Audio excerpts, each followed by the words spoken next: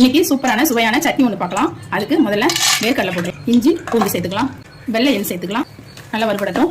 வெங்காயம் சேர்த்துக்கலாம், நல்லா ஃப்ரை பண்ணிக்கலாம். வெங்காயம் நல்லா ஃப்ரை ஆகட்டும். இப்போ கல்லுப்பு சேர்த்துக்கலாம். வெங்காயம் நல்லா வதங்கிருக்கு. காரத்துக்கு பச்சை மிளகாய் சேர்த்துக்கலாம், நல்லா வதங்கட்டும். 1/4 கிலோ இருக்கும். எண்ணெயில் கத்திரிக்காய் நல்லா வதங்கணும். இப்போ வெந்து நல்லா வதங்கிருக்கு. இந்த ஸ்டேஜில் நம்ம தக்காளி சேர்க்கணும். தக்காளி நல்லா வதக்கலாம். இப்போ தக்காளியும் நல்லா வதங்கிருக்கு. இப்போ ஆற வச்சு நம்ம அரைச்சிட்டு வந்து பார்க்கலாம். இப்போ நம்ம தாளிச்சிடலாம். கடுகு போட்டுக்கலாம், கடலைப்பருப்பு போட்டுக்கலாம், கருவேப்பிலை சேர்த்துக்கலாம், 1 ஸ்பூன் சாம்பார் பொடி சேர்த்துக்கலாம். நல்லா இது ஃப்ரை ஆகட்டும். இல்லையா, அதை சேர்க்கலாம்.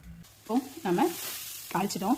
சரி, அன்றாடம் நமக்கு தேவைப்படுற விஷயங்களை தான் நம்ம தினம் தினம் அப்லோட் பண்ணிட்டு இருக்கோம். குழம்பு வகைகள், சட்னி வகைகள் நிறையவே இருக்குது. நீங்கள் செஞ்சு பாருங்கள். நம்ம கொஞ்சமாக தயிர் ஊற்றி இதை நல்ல ஒரு தயிரை கடைஞ்ச மாதிரி ஆக்கிடலாம். கிரீம் பதத்தில் வந்துருச்சு. ஸ்டவ் ஆஃப் பண்ணிவிட்டு நீங்கள் இதை சேர்த்துக்கோங்க. இப்போ இந்த தயிர் போட்டோம் இல்லையா, நம்ம அப்படியே கலந்து விட்டு சூப்பரான சுவையான சட்னி ரெடி ஆகிடுச்சு. சூடாக நீங்கள் தோசை சுட்டு, இட்லி, சப்பாத்தி எல்லாத்துக்குமே ரொம்பவே சூப்பராக இருக்கும்.